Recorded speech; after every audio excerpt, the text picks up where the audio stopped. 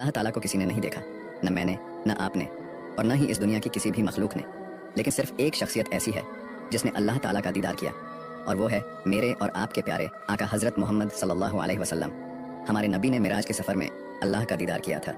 معراج کے دوران اللہ رب العزت نے ہمارے آقا کو بہت سی چیزیں دکھائی۔ اللہ نے ہمارے آقا کو جنت اور جہنم بھی دکھائی اور ہر چیز سے ہمارے نبی کو واقف کر دیا۔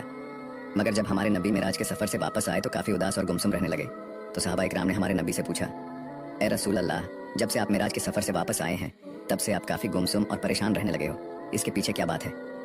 اس پر میرے پیارے نبی نے فرمایا کہ میں جب کچھ نافرمانوں کو دیکھتا ہوں اور ان لوگوں کو دیکھتا ہوں جو گناہوں میں مبتلا ہے، اگر میں انہیں بتا دوں کہ میں کیسی کیسی جہنم دیکھ کر آیا ہوں تو یہ اپنے مردوں کو دفنانا چھوڑ دیں گے۔ اس لیے کہا جاتا ہے جس اللہ نے دنیا اور جنت جیسی خوبصورت چیزیں بنائی اس نے جہنم کتنی خطرناک بنائی ہوگی۔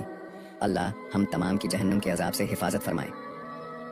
اور اس قدر محبت ہے میرے نبی کو اپنی امت سے کہ جبرائیل علیہ السلام کھڑے ہیں اور موت کا فرشتہ بھی باہر انتظار میں ہے۔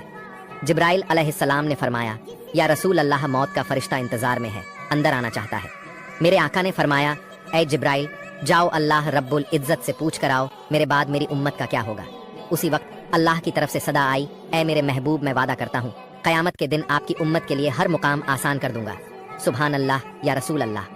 جس سے ملک الموت خود اجازت لے کر اندر آتی ہے، ایسی ہستی سے محبت نہ کرے تو پھر کس سے کرے؟